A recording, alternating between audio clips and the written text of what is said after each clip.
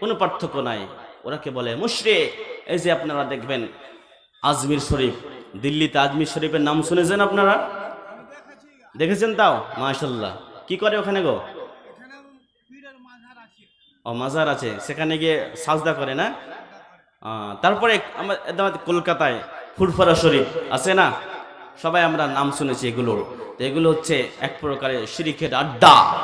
তো এরা আবার নিজেকে মুসলমান দাবি করে আর আল্লাহর সাথে অন্য কাউকে শিরিক করে। আমার ভাইরা, বলতেছিলাম ইমানটাকে কি করতে হবে? শিরকের সাথে সংমিশ্রণ করতে হবে না, ইমানটাকে বাঁচিয়ে রাখতে হবে শিরক থেকে।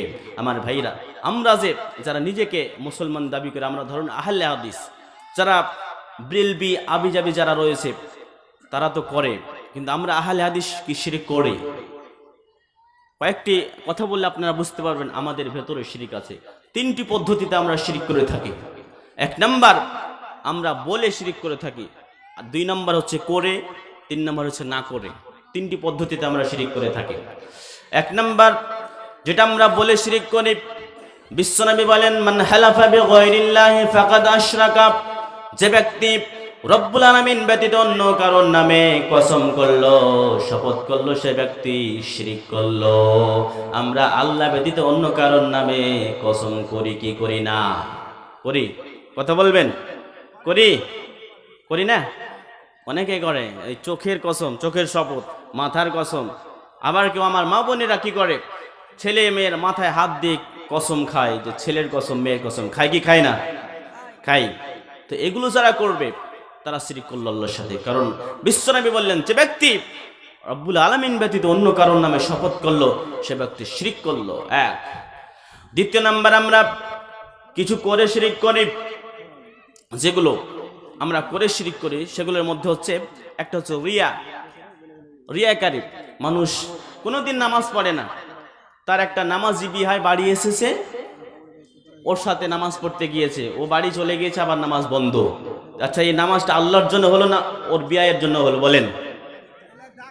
হ্যাঁ, দেখানি, ওটাই বলা হয় রিয়া। তো এই যে রিয়া করবে, এরাও এক ধরনের শিরক করলো। তারপরে আমরা কাউকে হেল্প করে, সাহায্য করেও শিরক করে থাকি আমাদের ভারতবর্ষে। আসসালামু আলাইকুম ওয়া রাহমাতুল্লাহ।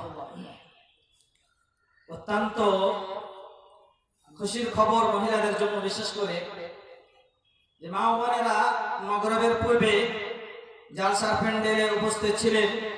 আপনাদের এখান থেকে চলে যাওয়ার জন্য বলা হয়েছে ব্যবস্থা না থাকার কারণে, কিন্তু এখন আপনাদের সৌভাগ্যের কথা যে আপনাদের জন্য নির্দিষ্ট জায়গার ব্যবস্থা করা হয়েছে।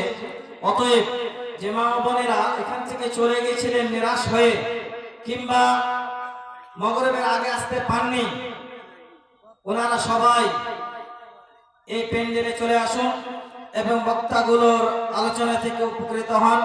বাড়িতে বসে না থেকে, বাড়িতে গল্প গুজবে না কাটিয়ে আপনারা প্যান্ডেলের দিকে চলে আসুন। আপনাদের প্যান্ডেলে জায়গা করা হয়েছে, কাপড় লাগানো হয়েছে।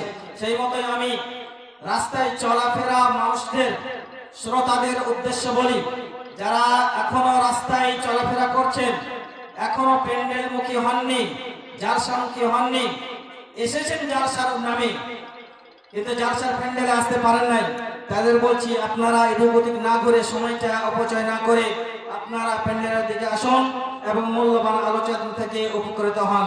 আসসালামু আলাইকুম। হ্যাঁ, বলতেছিলাম যে আমাদের ভারতবর্ষে আমাদের হিন্দু ভাইয়েরা আছে না, ওদের অনেক পূজা পার্বণ হয় না?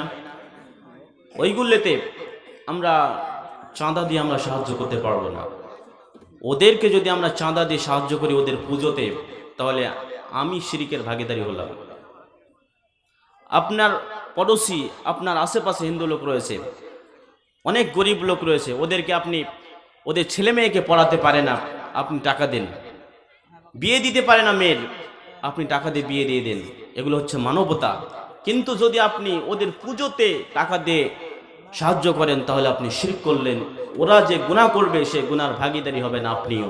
আমাদের মুসলমানদের ভিতরে অনেকে এমনটা করে, এটা করা যাবে না। তো এটা হচ্ছে আমরা করে শিরক করি। আবার কিছুগুলো শিরক আমরা না করে করি। যেমন আমরা অনেকে নামাজ পড়ি না। বিশ্বনবী বলছেন ইন্না বাইনা রজুলে অশিরকে অল কুফরে তারকুস সালাত। বিশ্বনবী বলেন যে মুমিন ব্যক্তি এবং মুশরিক ব্যক্তিদের মধ্যে পার্থক্যকারী হচ্ছে নামাজ। যারা নামাজ পড়ে তারা হলো মুমিন, যারা নামাজ পড়ে না হলো মুশরিক। এরা হচ্ছে মুশরিকের মতো। মুশরিকরা যেমন নামাজ পড়ে না, এরাও সেরকম নামাজ পড়ে না। তো এই তিনটি পদ্ধতিতে আমরা শিরিক করে থাকি। আল্লাহ রাব্বুল আলামিন যেন আমাদেরকে এই ছোট্ট ছোট্ট শিরিকগুলো থেকে আমাদেরকে বাঁচায় দেন। আমরা সকলে বলি আল্লাহুম্মা আমিন। আমার ভাইরা, আপনি কি করলেন?